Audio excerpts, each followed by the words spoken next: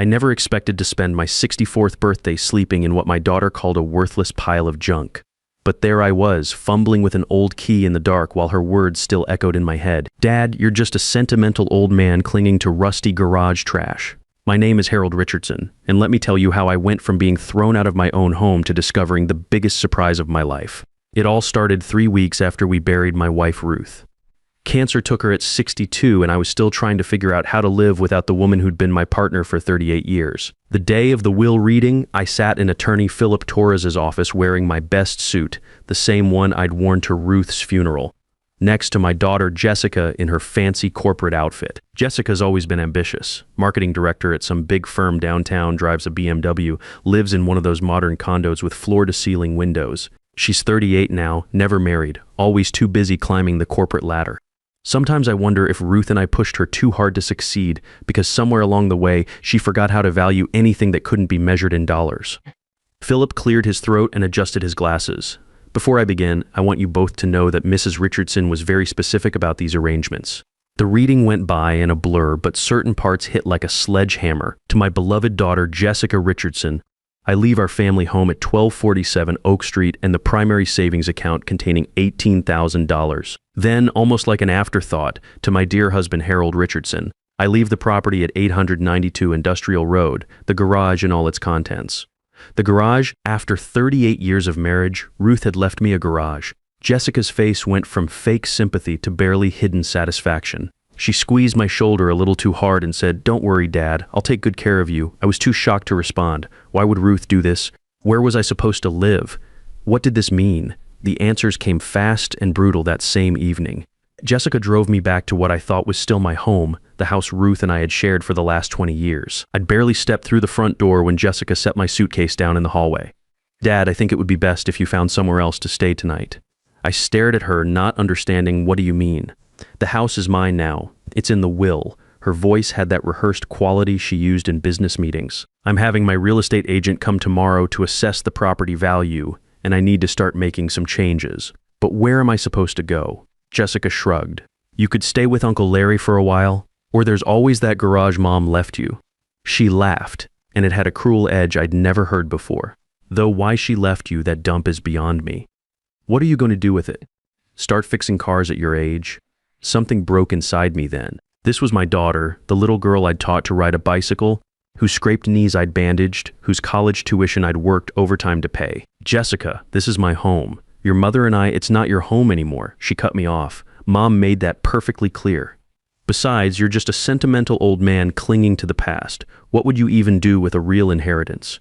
Those words hit me like a physical blow. I grabbed my suitcase, took the garage key Philip had given me, and walked out. So there I was at 11 p.m. on my 64th birthday, driving through the industrial district with nowhere else to go.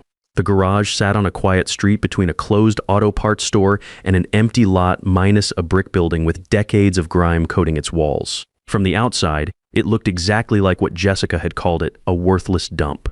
The overhead door was rust-streaked, weeds pushed through cracks in the concrete, and the whole neighborhood smelled of motor oil and old metal. My hands shook as I fumbled with the key in the dark. The side door groaned open on hinges that hadn't been oiled in years, and I clicked on my flashlight. The beam cut through the darkness and stopped me dead in my tracks. This wasn't some abandoned storage space filled with junk. The interior was a temple to automotive perfection. 3 vehicles sat before me, each covered with fitted cloth covers and arranged with precision that spoke of serious care. The concrete floor beneath them was sealed and polished to a mirror finish, and overhead I could see the gleam of professional LED lighting fixtures waiting to be turned on. I stepped forward, drawn by confusion and disbelief. Ruth had never mentioned collecting cars.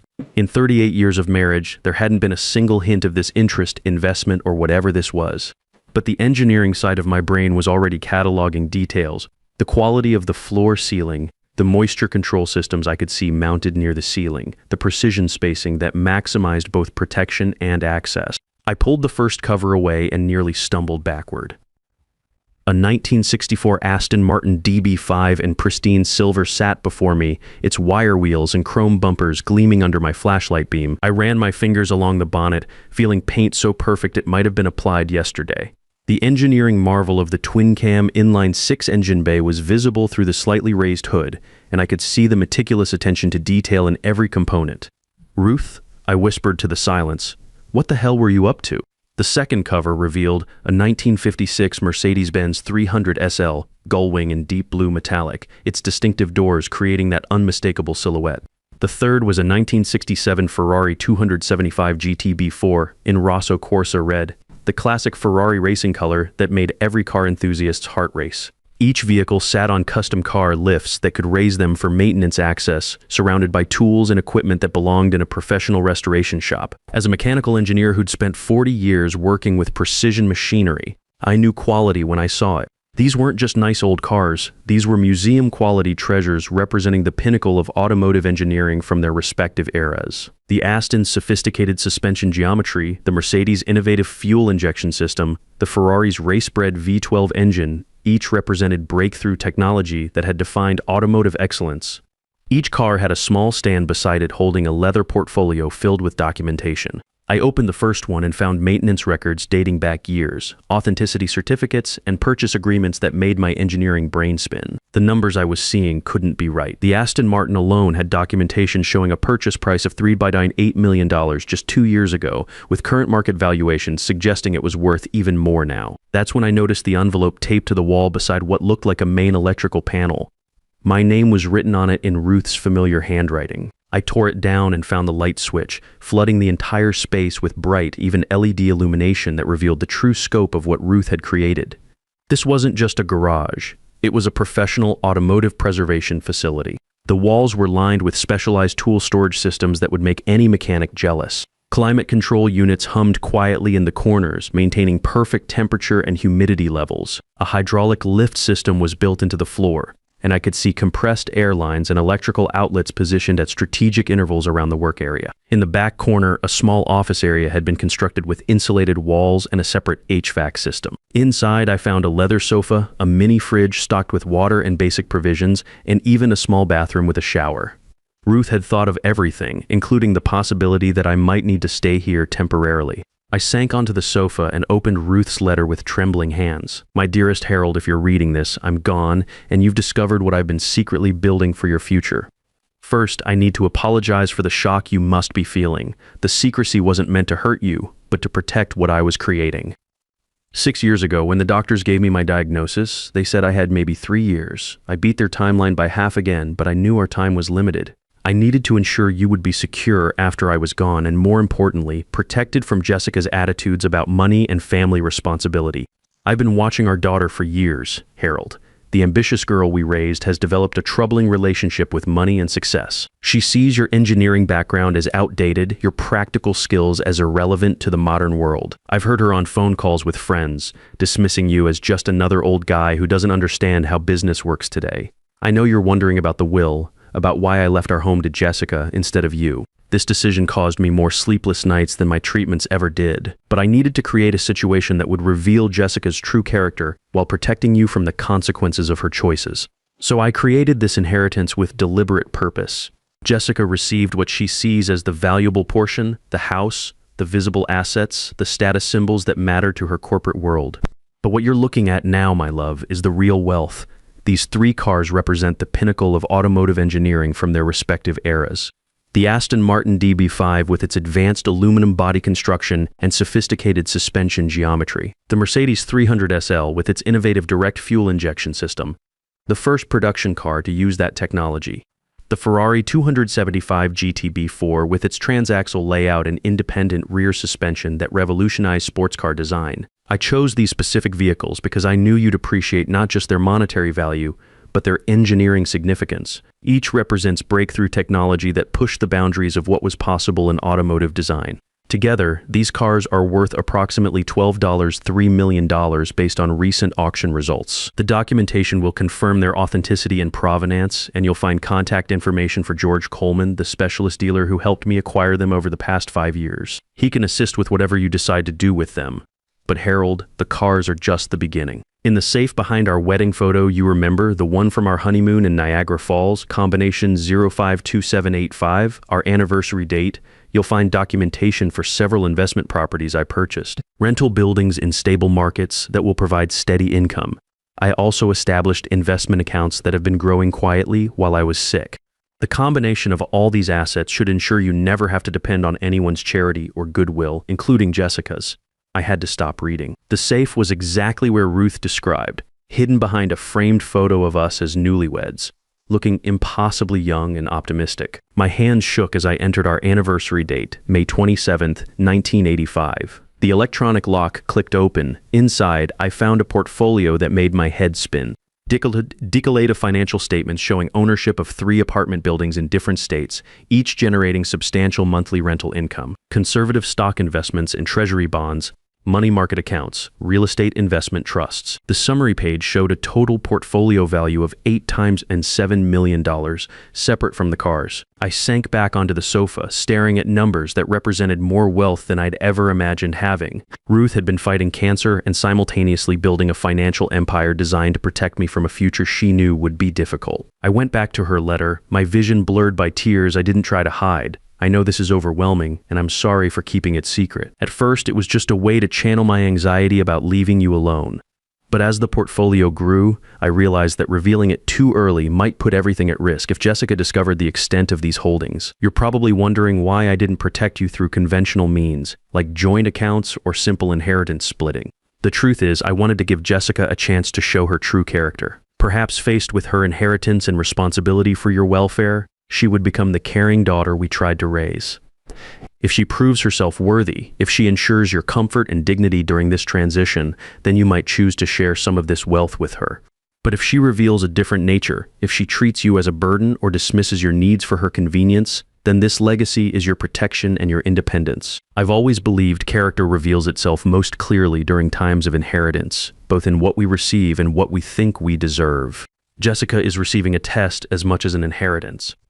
You, my darling, are receiving the means to live exactly as you choose, beholden to no one. I held that letter to my chest and cried like I hadn't since Ruth's funeral. After 38 years of marriage, I thought I knew everything about my wife. Instead, I was discovering the depths of her love and strategic thinking. She'd been fighting cancer while simultaneously orchestrating this elaborate protection plan, all while keeping it secret to shield it from Jessica's potential interference. I spent that first night on the office sofa, and by morning I'd discovered Ruth had prepared for every contingency. The office had a full bathroom with shower, the mini fridge was stocked with basic meals, and there was even a closet with work clothes in my size, Carhartt coveralls, steel-toed boots, and heavy-duty work gloves, all with tags still attached. My practical wife had known I might need more than just shelter here. The morning light streaming through the garage's clerestory windows revealed even more details I'd missed in my emotional state the night before. Ruth had installed a complete automotive workshop that would rival any professional restoration facility.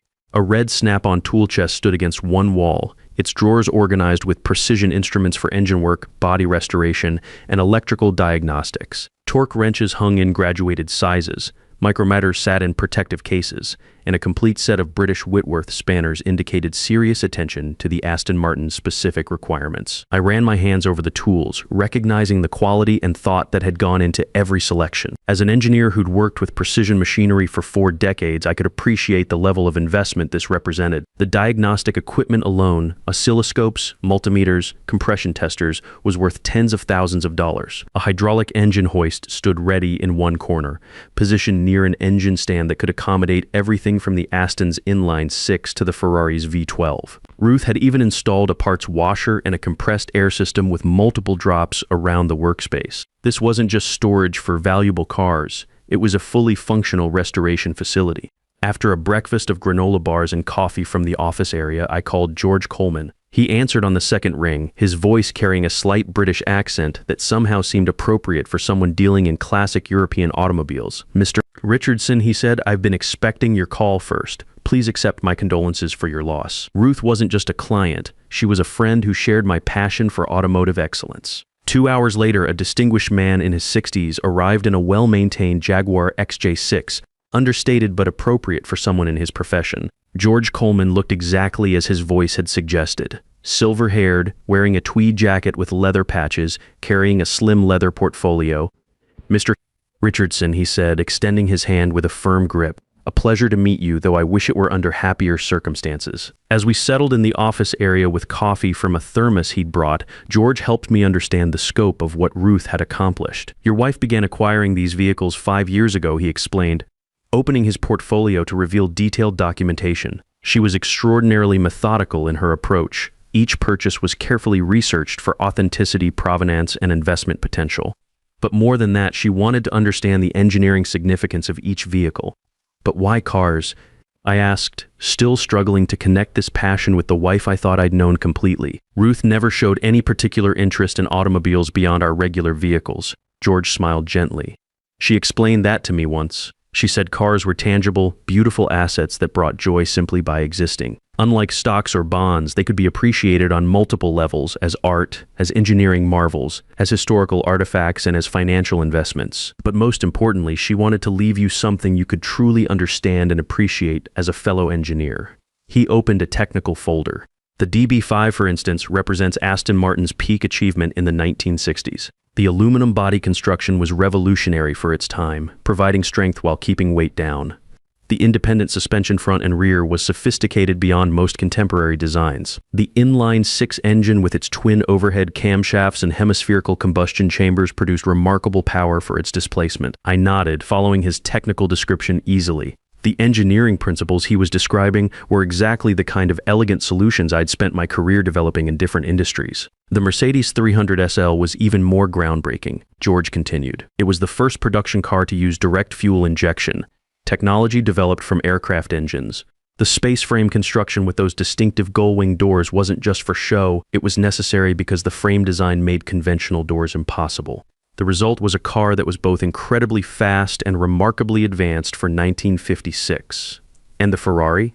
The 275 GTB4. Perhaps the most significant of the three from an engineering standpoint. It featured independent rear suspension when most sports cars still used live rear axles. The transaxle layout put the transmission at the back for better weight distribution. The quad-cam V112 engine was essentially a detuned racing motor. It represented everything Ferrari had learned from Formula One racing, adapted for road use. The collection was currently worth $12.3 million based on recent auction results.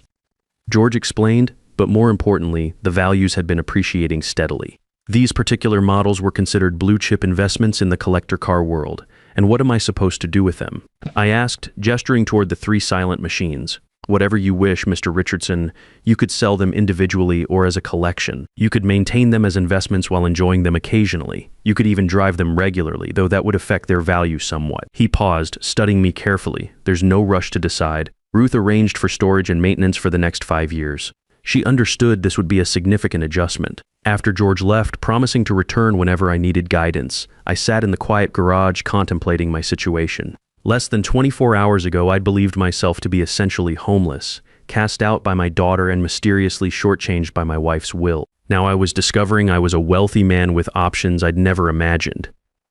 But I still had nowhere to live except this peculiar garage with its hidden amenities. That's when I remembered Ruth mentioning other properties in her letter. I pulled out the portfolio from the safe and found what I was looking for, a deed to a cottage in Carmel, a coastal town we'd visited several times and always loved. According to the paperwork, Ruth had purchased it 3 years ago, fully furnished and ready for occupancy. The photos showed a charming stone cottage with a garden and partial ocean views. I had a real home waiting for me, not just this garage sanctuary. As the day wore on, my phone remained silent. No call from Jessica asking how I was managing, where I'd spent the night, or whether I needed anything. Just silence from the daughter who now owned the house I'd called home for 20 years. That evening, my phone finally rang. Jessica's number flashed on the screen. "Dad, where are you? Uncle Larry said you haven't contacted him." "I'm fine, Jessica," I replied, keeping my voice neutral. "I found somewhere to stay." "Well, I need you to come get the rest of your stuff from the house. The real estate agent is coming tomorrow morning for professional staging photos, and they need everything cleared out." No apology. No acknowledgement of throwing me out on my birthday. No inquiry about where I'd spent the night after she'd made me homeless. Just more demands for her convenience. "I see. And when would be convenient for you?" "Tomorrow before 9. I have client presentations all day." I thought about the documents spread before me, proof of Ruth's careful planning and profound love. I thought about the daughter who could so casually discard her father when he became inconvenient. "I'll be there," I said. The next morning, I arrived at 1247 Oak Street at 8:45, having dressed carefully in one of the work shirts from the garage office. Jessica opened the door with her phone pressed to her ear, barely glancing up as I entered what had been my home for 20 years. The space already felt different, emptier, colder somehow. Several of Ruth's decorative pieces were missing, and the family photos that had lined the hallway had been removed, leaving ghostly rectangular marks on the paint. Finally, Jessica said, ending her call, "I've boxed up most of your old stuff. The staging team will be here at 9:30, so we need to be efficient." "Good morning to you too, Jessica," I said, surprised by the steadiness in my own voice. "I see you've started redecorating." She shrugged, leading me toward the master bedroom where cardboard boxes sat stacked. "No point waiting, the place needs updating to maximize market value. You're selling it? Of course it's oversized for one person, and the market's hot right now. My realtor thinks I can flip it for at least $320,000, maybe more with the right staging." I methodically sorted through boxes of my belongings while Jessica paced impatiently, checking her Apple Watch every few minutes. In one box, I found items she'd apparently deemed worthless: Ruth's reading glasses, her recipe collection written on index cards, the wool sweater she'd worn constantly during chemo treatments. "Can't you hurry this up?" Jessica finally snapped. "It's just stuff, Dad. You don't even have a real place to store it all." "I have a place," I said quietly, carefully wrapping Ruth's favorite coffee mug in newspaper. "And these aren't just possessions, Jessica. They're memories of your mother." She rolled her eyes. "Mom's gone, Dad. Holding on to her old things won't bring her back. You need to focus on practical matters now." When I finished selecting what mattered most, I found Jessica in what had been my home office, now stripped of the oak desk my grandfather had built by hand. In its place sat some modern glass and chrome contraption that looked like it belonged in a spaceship. "I'm finished," I announced. "Great. The staging company will handle everything else. They're donating what they don't use." She paused, studying me with the calculating look I'd seen her use in business situations. "Dad, I've been thinking. This transition might be easier if you considered some kind of assisted living arrangement. I've researched some nice facilities that specialize in helping seniors adjust to lifestyle changes." The words hit like ice water. "Assisted living? Jessica, I'm 64 years old and in perfect health. I know, but living alone at your age, especially after losing Mom. These places provide structure, social interaction, meal planning. It might be exactly what you need right now." "What I need," I said carefully, "is for my daughter to show some basic concern for my welfare instead of treating me like a problem to be managed." Something flickered in her expression, irritation, maybe guilt. "I'm concerned, Dad. That's why I'm suggesting professional help. You can't just wander around feeling sorry for yourself forever." After the movers Jessica had hired loaded my selected possessions into their truck, I stood on the front steps taking one last look at the house where Ruth and I had spent our final years together. Jessica was already inside, directing the staging team with crisp efficiency. 3 weeks passed. I settled into a rhythm of exploring the cottage in Carmel that Ruth had prepared, meeting with financial advisors who helped me understand the investment portfolio, and spending time in the garage learning about the cars. George Coleman visited twice, teaching me basic maintenance procedures and sharing stories about Ruth's methodical approach to building the collection. I was enjoying morning coffee in the Carmel cottage garden when my phone rang with Jessica's number. Her voice sounded strained, lacking its usual confident tone. "Dad, I need to talk to you. There's been a complication." "What kind of complication?" "Financial. The house sale hit some snags, inspection issues, buyer financing problems, and my primary investment project failed. A tech startup I'd put significant money into just declared bankruptcy." Her voice cracked slightly. "I'm facing some serious cash flow problems." I set down my coffee cup, watching morning fog drift across the Pacific. "I'm sorry to hear that, Jessica. I was wondering about that garage Mom left you. Maybe we could get it appraised. If there's any salvage value there, perhaps we could work out some kind of financial arrangement." 3 weeks of silence, and now she needed something. "I've already had it appraised, Jessica," a pause, "and the contents are worth approximately $12 and $30 million. The silence stretched so long I thought the call had dropped. $12 million, Dad? That's impossible. It's just an old garage with some rusty cars." "No, Jessica. It's 3 vintage automobiles in museum condition, plus a complete professional restoration facility. Your mother spent 5 years carefully acquiring assets while battling cancer, assets she left specifically to me after watching how you treated both of us." "I don't understand. Mom never mentioned anything about valuable cars. Your mother was protecting her investment from exactly the attitude you're displaying right now. She knew you'd see them as assets to be liquidated rather than appreciating their true significance." Another long silence. When Jessica spoke again, her voice was small, uncertain. Dad, I think I made some mistakes with the house, with you, with how I handled Mom's death. I was so focused on moving forward that I didn't stop to think about what I was leaving behind. Yes, you did make mistakes. She flinched at my directness. I want to make it right, but I'm in real trouble financially. If I don't get help soon, I could lose everything. I studied the garden Ruth had planned but never seen, thinking about the letter she'd left explaining her hopes for Jessica's character development. Your mother left me instructions about sharing this inheritance with you, but only under certain conditions. What conditions? Complete financial transparency, professional counseling to understand how you got into this situation, and genuine effort to rebuild our relationship based on mutual respect, rather than your convenience. Jessica's voice was barely above a whisper. Those are fair terms, Dad. More than fair considering how I've treated you. There's one more thing. You'll spend time here in Carmel, learning to maintain these cars and understanding why your mother chose them. Not because they're worth money, but because they represent the best of human engineering and craftsmanship. 8 months later, Jessica and I work together in the garage every other weekend. She's learned to change oil, adjust carburetors, and appreciate the elegant engineering that makes each car special. She's working for a nonprofit now, making less money but finding more satisfaction in meaningful work. Last Sunday, she helped me start the Aston Martin for its monthly exercise run. As the inline-six engine settled into its distinctive idle, she looked at me with something I hadn't seen in years: genuine respect. Dad, I'm sorry it took almost losing everything for me to understand what really matters. I handed her the keys. Want to drive? Her face lit up like the little girl I remembered. Really? As we cruised the coastal highway, the Aston's engine purring with mechanical perfection, I thought about Ruth's remarkable plan. The garage that Jessica had mocked as worthless junk had become the foundation of our family's healing. Ruth's inheritance wasn't just about money. It was about giving us both the chance to discover what we were truly worth. And in the end, that turned out to be priceless. Sometimes the greatest inheritance isn't what we receive, but discovering we had the strength to earn respect all along and the wisdom to know the difference between what's valuable and what's merely expensive. Ruth knew that real wealth isn't measured in dollars, but in the relationships we rebuild and the values we pass down. And sometimes it takes losing everything we thought mattered to find what actually does.